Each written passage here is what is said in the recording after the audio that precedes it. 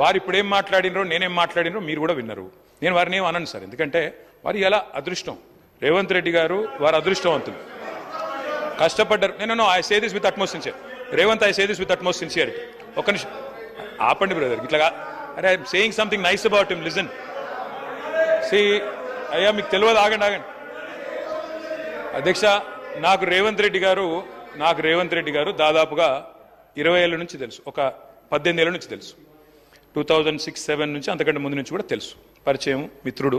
మేము కలిసి ఇదే హౌస్లో శాసనసభ్యులుగా కూడా ఉన్నాం, చాలాసార్లు బయట కూడా మాట్లాడుకున్నాం, చాలా సందర్భాల్లో కలిసి మాట్లాడుకున్నాం, ఫ్రెండ్లీగానే ఉండేటోళ్ళం. సరే లాస్ట్ 10 yearsలో చెడింది అది వేరే విషయం అనుకోండి. అధ్యక్ష, I wish my friend luck, ఎందుకంటే చిన్న వయసులో మీరు సీఎం అయిన రేవంత్, ఐ కంగ్రాచులేట్ యూ, ఎందుకంటే కష్టపడ్డారు, దక్కా మొక్కిలు దీన్ని మొత్తానికి తప్పే ఉంది బ్రదర్, ఆయనకు లేని అభ్యంతరం మీకెందుకు. సరే రేవంత్ రెడ్డి గారు, అరే కుసో స్వామి, ఎందుకు దీనికి? I use to call him Revanth only, what is your problem? Okay, Revanth Reddy గారు మీ వాళ్ళకి బాధ అవుతున్నట్టు, కుసో. అధ్యక్ష, సభానాయకుడిని ఆయనకు లేని బాధ మీకెందుకు స్వామి? అధ్యక్ష, రేవంత్ రెడ్డి గారికి అరే నేనేమన్నా భయ్, అరే నేనేమన్నా అసలు? Okay, I withdraw my word, కూర్చోండి. ఐ విత్డ్రా మై వర్డ్, కూర్చో. I withdraw my word sir. ఏకవచనంతో వారిని సంబోధించినందుకు బాధ కలిగితే I withdraw my word.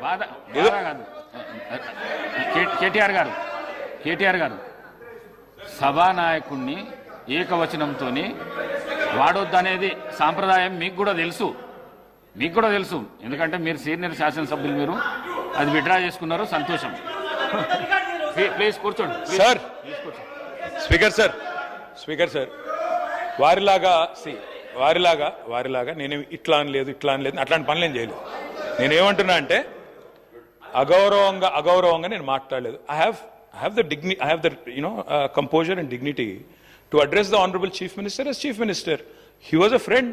So ఒకసారి ఏదో పొరపాటున నోరు జారి రేవంత్ అన్నాను, దానికి మీకు బాధ అయితే నేను విత్డ్రా చేసుకుంటున్నా అని చెప్తాను. Okay right. ఇక వారు కొన్ని ప్రశ్నలు అడిగారు అధ్యక్ష, వారికి నేను చెప్పాలి అధ్యక్ష. వారు అన్నారు మరి నేను ఇట్లా చేయాలనుకుంటున్నాను, ల్యాండ్ ఎక్విజిషన్, తర్వాత అక్కడ హెల్త్, టూరిజం, స్పోర్ట్స్, స్కిల్స్, ఇంకా చాలా చెప్పారు. I welcome it sir, we welcome it. South Telangana, south of Hyderabad should be developed. My friend has been fighting for it. Akbar Owaisi साहब, पहाड़ी शरीफ के पास, मामडीपल्ली के पास भी अपना एक इरादा था, एक मंशा था कि वहां पे भी आईटी पार्क बनाए. मैं रिक्वेस्ट करना चाहता हूं चीफ मिनिस्टर साहब से, आप पहाड़ी शरीफ पे भी करिए, जरूर करिए. अगर माहेश्वरम पे भी करिए, पहाड़ी शरीफ पे भी करिए. साहब मैं एक और चीज भी कहना चाहता हूं. వారు అన్నారు రేపు సవిత గారు రావాలి, మీరు కూడా రండి, పార్టిసిపేట్ చేయండి. ప్రోటోకాల్ పాటిస్తే తప్పకుండా వస్తాం. ప్రోటోకాల్ పాటించండి, వారిని పిలవండి. మేము మీ దగ్గర కూడా వచ్చినాం సార్. ఓడిపోయిన వాళ్ళని తీసుకొచ్చి అక్కడ కూర్చోబెట్టి వేదిక మీద ఓడిపోయిన వాళ్ళు కింద మాత్రం పరాజితులు, వేదిక మీద విజేతలు కింద అంటే తప్పు సార్. అది ఈ హౌస్లో అందరికి ఒకటే రకమైన మర్యాద ఉండాలి. సవితక్కని పిలవండి, ప్రోటోకాల్ పాటించండి, స్థానిక శాసనసభ్యురాలకు గౌరవం ఇవ్వండి, తప్పకుండా వస్తాం. ఎందుకు రామ్ సార్, నిర్మాణాత్మక కార్యక్రమాల్లో 100% వస్తాం. అధ్యక్ష, వారు అన్నారు ఆజామాబాద్ ఇండస్ట్రియల్ ఏరియా గురించి అన్నారు. ఆజామాబాద్ ఇండస్ట్రియల్ ఏరియా గురించి I request the honourable chief minister to please know the facts. Azamabad industrial area allot చేసింది దాదాపు 40-50 ఏళ్ల కిందట, సబ్జెక్టు కరెక్షన్, దశాబ్దాల కిందట. దాని పర్పస్ నెరవేరిన తర్వాత తప్పకుండా దాన్ని కన్వర్ట్ చేసుకునే అధికారం ప్రభుత్వానికి ఉంటుంది. ఆ పర్పస్ ఏదైతే ఇండస్ట్రీ పెట్టారు, నడిపారు, కొంత కాల పరిమితి కూడా ఇచ్చింటారు కండిషనల్ అలాట్మెంట్లో, అది నెరవేరిన తర్వాత మార్చుకోవచ్చు. కానీ ఏ పర్పస్తోనైతే ల్యాండ్ ఎక్వైర్ చేశారో ఆ పర్పస్ నెరవేరకుండా మీరు అక్కడేదో వేరే చేస్తానంటే మాత్రం తప్పకుండా చట్టం అడ్డం వస్తుంది. దయచేసి చూసుకోవాలని ముఖ్యమంత్రి గారికి I'm alerting you sir, I'm alerting you, rest is yours. తర్వాత మీరు అన్నారు కొన్ని విషయాలు నాకు సూటిగా సమాధానం చెప్పన్నారు, సూటిగానే చెప్తున్నా. పెండింగ్ అరియర్స్ ఉన్నాయన్నారు. ఎస్, పెండింగ్ అరియర్స్ ఉండే 270 కోట్లు. మళ్ళా మా ప్రభుత్వమే వస్తుంది, అది కంటిన్యూటీలో భాగంగా ఇచ్చేస్తామనుకున్నాం.